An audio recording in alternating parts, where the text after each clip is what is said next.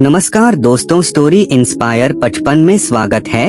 इस कहानी को जरा गौर से सुनिए क्योंकि यह कहानी आपकी जिंदगी बदलने वाली है। हमारे मन में बुरे विचार क्यों आते हैं? हम नहीं चाहते, लेकिन फिर भी हमारे मन में गंदे ख्याल आते रहते हैं। लेकिन क्यों? मन हमारा सबसे बड़ा मित्र है और मन ही हमारा सबसे बड़ा शत्रु है। जब हम अपने मन के अनुसार चलते हैं तो मन हमें भटका देता है, और जब हम मन को संतुलित कर लेते हैं तो हमें जीवन में सब कुछ मिल जाता है। हम अपने मन में आने वाले गंदे विचारों को रोकने की कोशिश करते हैं, लेकिन जितना हम रोकते हैं उतने ही अधिक ये विचार हमारे अंदर प्रवेश करते हैं। आप किसी चीज से जितना दूर भागेंगे वह चीज उतनी ही ज्यादा आपके पास आएगी। इसलिए उस चीज से दूर न भागें, बल्कि उस पर संतुलन बनाए रखें। एक बार एक युवक गौतम बुद्ध के पास आया और गौतम बुद्ध से बोला, हे बुद्ध, मेरे मन में इतने गंदे विचार क्यों आते हैं? आना, मैं नहीं चाहता कि मेरे मन में गंदे विचार आएं, लेकिन वासना के विचार हमेशा मेरे मन में चलते रहते हैं और मैं उनके बारे में सोच सोच कर बहुत परेशान रहता हूँ। ये सब सोचने में मेरी ऊर्जा और समय बर्बाद होता है, और इन्हीं सब विचारों के कारण मैं कभी कभी शांत नहीं रह पाता और हमेशा महिलाओं को देखकर मोहित हो जाता हूँ। खुद को रोक नहीं पाते। बुद्ध मुस्कुराए और उन्होंने उस युवक से पूछा, क्या तुम जानते हो कि यह वासना क्या है? तब लड़के ने जवाब दिया और कहा, बुद्ध, मुझे नहीं पता वासना क्या है, लेकिन हाँ, जो भी है ये बहुत बुरी बात है। तब बुद्ध ने उस युवक से कहा, सबसे पहले तुम्हें यह समझना होगा कि जो कुछ भी हमारे अंदर स्वाभाविक रूप से है वह बुरा नहीं है। इसकी हमारे जीवन में किसी न किसी रूप में आवश्यकता पड़ती है। वासना कोई बुरी चीज नहीं है। यह हमारे मन की एक भावना है जो हमें किसी न किसी चीज की कमी का एहसास कराती है, और फिर हम उस चीज को पाने के लिए उस चीज की ओर आकर्षित हो जाते हैं। जैसे अगर आपके पास पैसे की कमी है तो आपके मन में पैसे पाने की इच्छा होती है, वासना जगेगी। इसका मतलब यह नहीं है कि वासना बुरी है, बल्कि यह हमारे मन की एक तरह की जरूरत का एहसास है, और जब यह जरूरत शारीरिक होती है तो हम इसे काम वासना कहते हैं। युवक ने गौतम बुद्ध से कहा, बुद्ध, मैं वासना का अर्थ तो समझ गया, लेकिन आप ही बताइए कि यह कहाँ से आती है और कैसे आती है? गौतम बुद्ध ने कहा कि वासना कहीं से नहीं आती, यह हमारे अंदर ही है और इसका होना जरूरी है, तभी मानव जाति का विस्तार होगा। युवक ने कहा, जब यह हमारे अंदर है और जरूरी भी है तो लोग इसे गलत क्यों कहते हैं? बुद्ध ने कहा, यही समस्या है। लोगों ने वासना के बारे में गलत सोच रखी है। वे इसे छुपाने और दबाने की कोशिश करते हैं। वासना गलत नहीं है, लेकिन वासना का गलत तरीके से उपयोग करना गलत है। लोग जो पसंद करते हैं उसके लिए जीना शुरू कर देते हैं और हर समय उसी के बारे में सोचते रहते हैं, लेकिन यह सब गलत है। बुद्ध ने युवक से कहा, क्या तुम्हें पता है कि जानवर भी सेक्स करते हैं? युवक ने उत्तर दिया, हाँ बुद्ध, जानवरों में भी वासना होती है, क्योंकि जानवर भी अपनी पीढ़ी को आगे ले जाएंगे। बुद्ध ने कहा, तो फिर हम जानवरों की वासना को गलत क्यों नहीं कहते? युवक ने कहा, मैं नहीं जानता महात्मा, आप ही बताएं। गौतम बुद्ध ने कहा था कि जानवर अपनी वासना का उपयोग सुख के लिए नहीं करते, वे अपनी वासना का उपयोग केवल संतान प्राप्ति के लिए करते हैं। प्रकृति ने जानवरों को इतनी समझ नहीं दी है कि वे वासना को अपनी खुशी का आधार बना सकें, जबकि मनुष्य अपनी समझ के आधार पर प्रकृति में पाई जाने वाली हर चीज का उपयोग अपनी खुशी के लिए करता है। हम इंसानों ने काम और वासना को अपनी खुशी का जरिया बना लिया है। जबकि प्रकृति ने हमें अपने वंश को आगे बढ़ाने के लिए दिया है, लेकिन मनुष्य ने इसे अपने जीवन का अंतिम लक्ष्य बना लिया है और वासना को बेलगाम होने देना गलत है। हम हावी क्यों हैं? यह बेलगाम क्यों हो जाता है? तब गौतम बुद्ध ने कहा, अब जो मैं तुम्हें बताऊंगा उसे सुनो, ध्यान से सुनो, तुम्हें वासना का पूरा खेल समझ में आ जाएगा।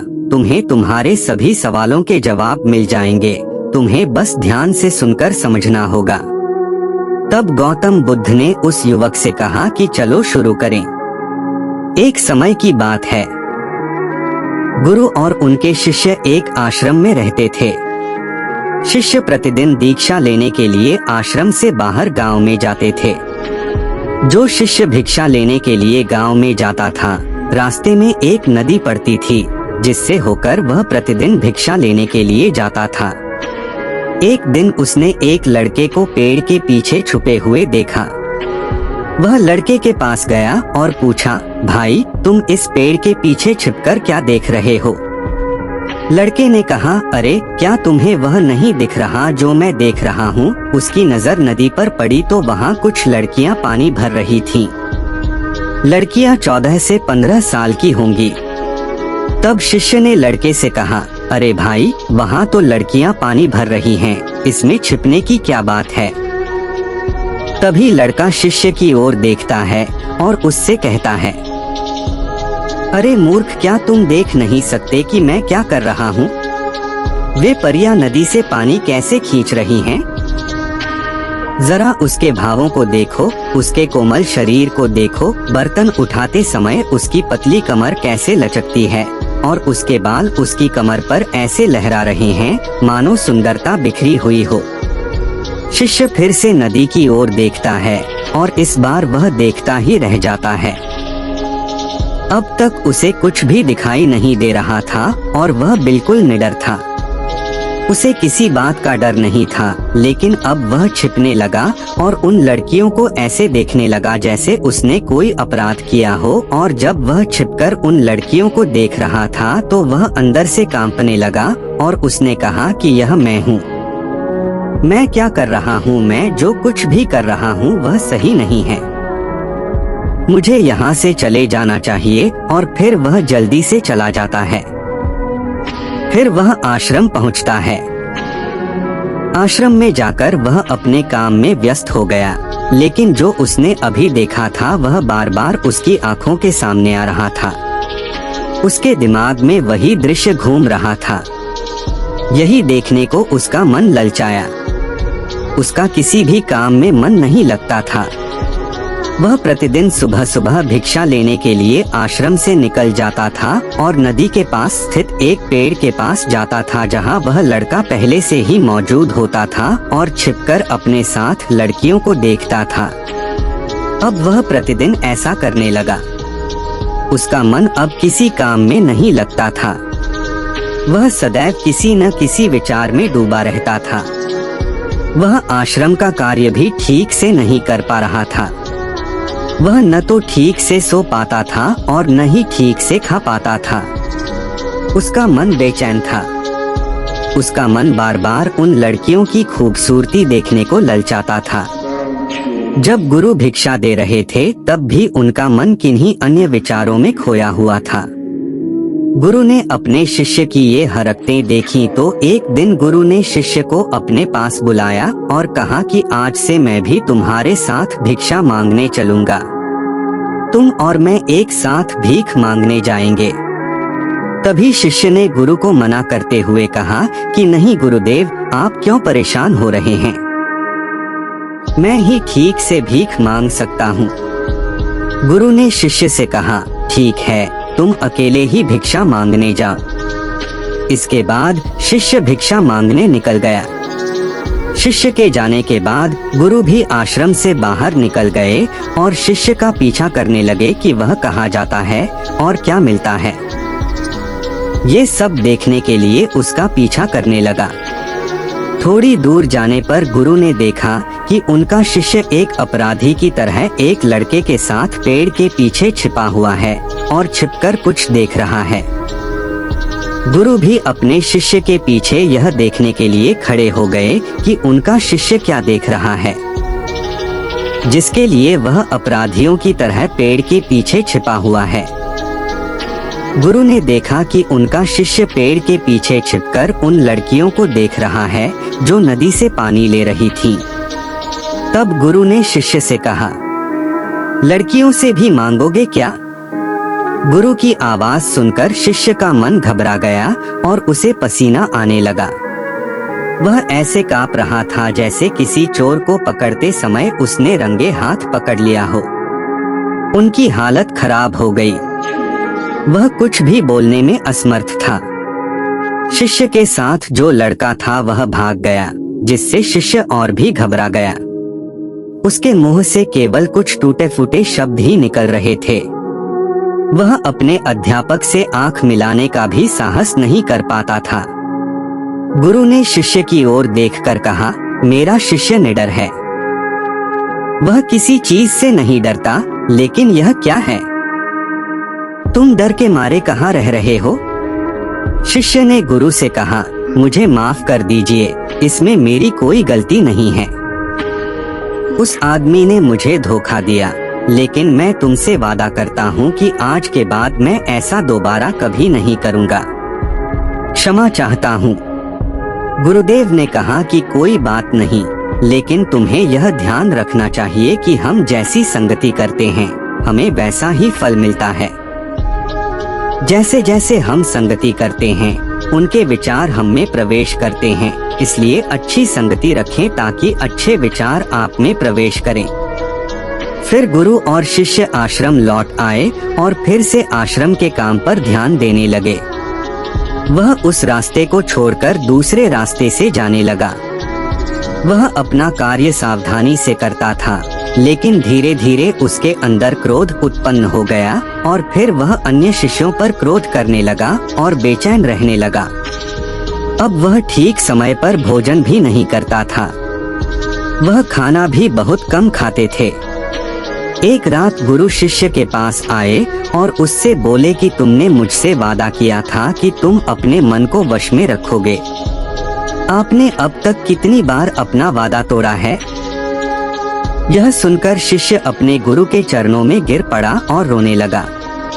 उसने रोते हुए गुरु से कहा कि गुरुदेव, मैं कई बार अपना वादा तोड़ चुका हूँ, फिर वादा करता हूँ, लेकिन हर बार मैं अपना वादा तोड़ देता हूँ। यह बिल्कुल भी मेरे वश में नहीं है। मैं अपने मन से सभी बुरे विचारों को बाहर निकालने की बहुत कोशिश करता हूँ, लेकिन चाहकर भी मैं ऐसा नहीं कर पाता। तब गुरु ने शिष्य से कहा, मेरे साथ आओ। गुरु शिष्य को आश्रम के बगीचे में ले गए और शिष्य से कहा, देखो यहाँ कुछ नाले हैं जिनसे होकर नदी का पानी इन पौधों में आ रहा है और यह पानी लगातार बह रहा है। क्या आप इस पानी का बहाव रोक सकते हैं? शिष्य ने कहा, हाँ गुरुदेव, मैं इस प्रवाह को रोक सकता हूँ। तब शिष्य ने मिट्टी उठाकर उस नाले के किनारे डाल दी। वह पानी थोड़ी देर के लिए रुका और फिर थोड़ी देर बाद उस रेत के ऊपर से पानी आने लगा। गुरु ने शिष्य से कहा, ये क्या है? ये पानी रुका ही नहीं। उसने फिर कुछ कंकड़ उठाए और नाली में फेंक दिए और फिर पानी थोड़ी देर के लिए रुक गया।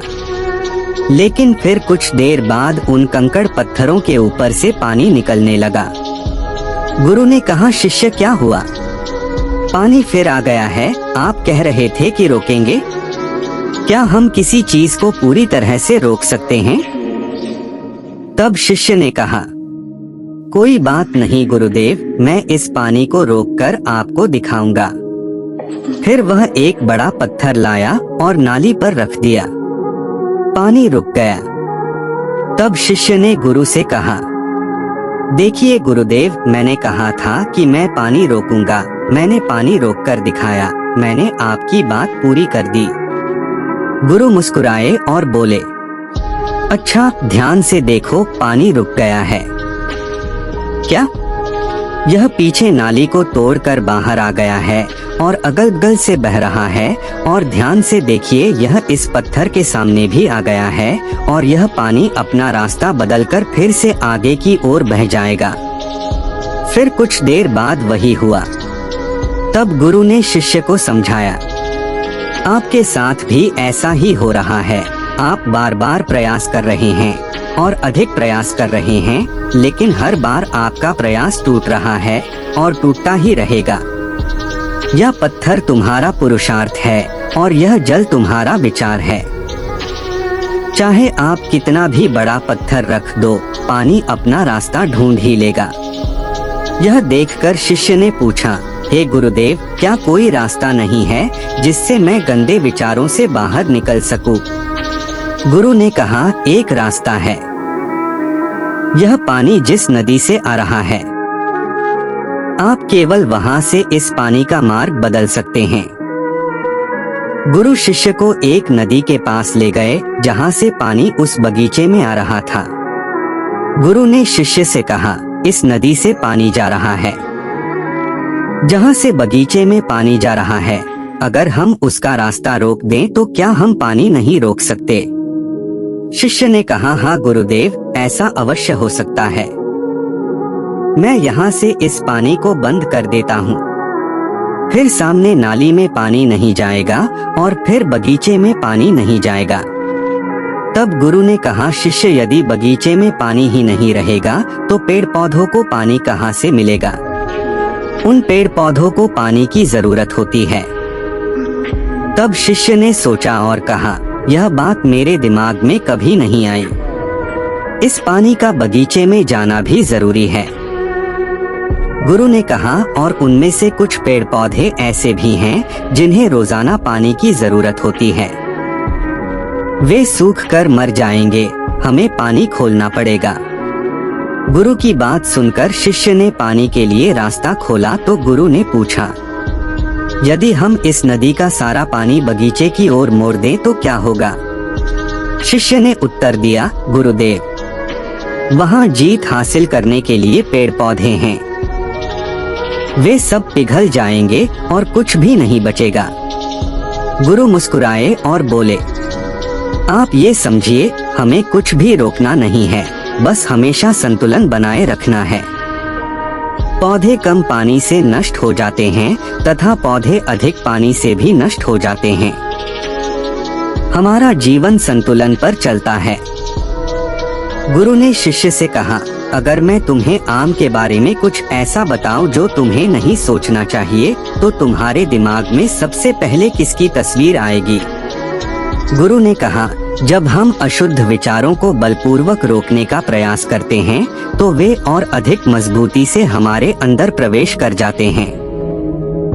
इसलिए हमें कभी भी उन्हें दबाने की कोशिश नहीं करनी चाहिए। तब गुरु ने शिष्य से कहा, बुरे लोगों की संगति के कारण भी हमारे मन में गंदे विचार आते हैं। कई बार कामुकता हमारे अंदर नहीं होती, लेकिन कुछ अश्लील लोगों के साथ रहने के कारण वह हम पर हावी हो जाती है। तब शिष्य ने कहा, गुरुदेव, आप सही कह रहे हैं, मैं रास्ता भटक गया था। तब वह शिष्य उस रात बहुत शांति से सोया। सुबह उसने अपना काम पूरे मन से किया और फिर सुबह वह भिक्षा लेने के लिए उसी रास्ते से चला गया जहां वह लड़का अभी भी पेड़ के पीछे छिपकर उन लड़कियों को देख रहा था। शिष्य उसे नदी पर ले गया जहां लड़कियां पानी भर रही थीं। उन्होंने उन लड़कियों से पानी मांगा और उनमें से एक लड़की ने उन्हें पानी दिया और शिष्य के पैर छुए। शिष्य ने उन्हें आशीर्वाद दिया कि आप स्वस्थ रहें ताकि मानसिकता सकारात्मक ऊर्जा से भर जाए। उसके चेहरे पर ऐसी मुस्कान आ गई मानो उसे कोई खोई हुई चीज वापस मिल गई हो। वह अपने रास्ते पर वापस जाने लगा। तभी पेड़ के पीछे छिपा लड़का पीछे से आया। वह शिष्य के पास आया और बोला कि क्या बात है, आज आपने करीब से देखा है, तुम तो मुझसे भी आगे निकल गए। तब शिष्य ने कहा, हम हमेशा दूसरों को देखने में लगे रहते हैं, किसी ऐसे व्यक्ति को बताएं जो आपको पसंद हो। अगर वह भी तुम्हें पसंद करती है तो शादी कर लो और उससे पहले तुम कुछ बन जाओ। अपने आप को पहचाने, इस तरह अपना समय बर्बाद न करें। फिर वह लड़का उस शिष्य से रोज मिलने लगा और उसने उस लड़के को नदी पर न जाने के लिए प्रेरित किया और फिर वह लड़का अपने जीवन में कुछ बनने के लिए संघर्ष करने लगा। तो देखा आपने संगति का असर क्या होता है। अपनी संगति बदलो, अपने विचार बदलो। गुरु ने शिष्य से पूछा, क्या तुम्हें तुम्हारे सभी प्रश्नों के उत्तर मिल गए? तब शिष्य ने कहा, हाँ महात्मा जी धन्यवाद। तब गुरु ने शिष्य से कहा कि जब तुम्हारे मन में गंदे विचार आए तो खुद को दोषी मत मानना। यह शरीर है और यह सब इसने हजारों वर्षों से सीखा है।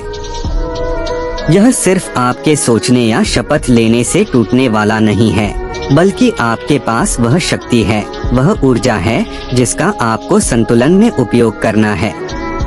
आप एक जीवित ऊर्जा हैं जो कुछ भी अनुभव करने के लिए स्वतंत्र है। इसलिए आप स्वयं को जानते हैं। इस कहानी से हमें यह सीख मिलती है कि हमारे विचार कितने महत्वपूर्ण हैं। हमारे विचार ही हमारे भविष्य की दिशा तय करते हैं। हमें अपने मन में पूरी ताकत से सकारात्मक विचारों को अपनाना चाहिए ताकि हम सही दिशा में आगे बढ़ सकें। अगर यह कहानी आपको अच्छी लगी हो तो इस वीडियो को लाइक करें और ऐसी और कहानी सुनने के लिए स्टोरी इंस्पायर 55 सब्सक्राइब करना ना भूलें।